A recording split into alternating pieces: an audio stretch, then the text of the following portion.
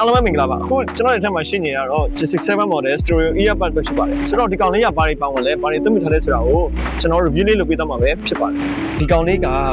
အယောင်3ယောင်နဲ့လာတာပေါ့နော်ကျွန်တော်အညိုရောင်ရယ်အစင်းရောင်ရယ်နှုတ်2ယောင်ရယ်ဆိုမှကျွန်တော်3ယောင်နဲ့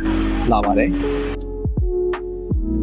ပထမဆုံးသဘောကျတာတော့သူ့ရဲ့ design ပဲပေါ့နော်အားဘယ်လောက်ကျန်လဲဆိုတာကို Keyboard Digital Screen လေးမှာအလွယ်တကူကြည့်လို့ရတယ်သူ့မှာနောက်ဆုံးပေါ် Bluetooth version 5.4 သုံးပေးထားတာဆိုတော့ဖုန်းနဲ့ချိန်ရတာလည်းမြန်တယ်တချင်နှောက်မလား game နဲ့ဆော့မလားဒီပဲကြည့်မလားတန်နောက်ကျကြံခဲ့တာမျိုးလုံးဝမရှိဘူးပေါ့နော်သူက360 degree air condition storage စနစ်မလို့အတန်ထွက်တာပတ်လေပက်တင်ထပ်ပြီးတော့မှပြပြင်းတယ် Plumber diaphragm ဘာလို့ basic အတန်လည်းခက်မမိုက်ထွက်ပါတယ်ပေါ့နော်ဆိုတော့ဒီနားထဲမှာနားထောင်လိုက်ရုံနဲ့ဟိုတက်တောင့်တက်တာရှိနေနားထောင်ရတော့ပေါ့နော် battery ပိုင်းနဲ့ပတ်သက်ပြီးဆိုရင်ပြောစရာမရှိဘူး battery ကတော့2ချက်တီးတန့်မဲဆိုရင်4နာရီခန့်တယ်ဘူးနဲ့ဆိုရင်တော့စုစုပေါင်း25နာရီအထိသုံးနိုင်တယ်ပေါ့နော်အမိုက်စားအချစ်ကဒီဈေးဝန်းကျင်နဲ့ wireless charging ပါလာပဲပေါ့နော်ဆိုတော့လူကြီးမင်းတို့အနေနဲ့ခုလက်တလောဈေးရဆိုရင်ကျွန်တော်တို့2800ကျပ်နဲ့ရောင်းချပေးနေတယ်ဒီ2800ကျပ်ဝန်းကျင်နဲ့ပဲကိုကအတန်ကောင်းနဲ့ရချင်တယ် space တုံးမှလည်းကြိုက်တယ်ဆိုရင်တော့ဒီ J67 လေးကတော့တကယ်ကိုတန်တဲ့ထဲမှာပါတယ်ပေါ့နော်ကျွန်တော်ဒီ J67 stereo earbuds လေးကိုစစ်သွယ်မှာယူချင်တယ်ဆိုရင်တော့ကျွန်တော်ရဲ့ chat box ကနေလာရောက်စစ်သွယ်မြင်မြန်ပြီးတော့ဝယ်ယူနိုင်တယ်လို့ကျွန်တော်တို့ရဲ့ဆန်လေးစာဖုန်းနံပါတ်တွေနဲ့တစ်ဆင့်လဲ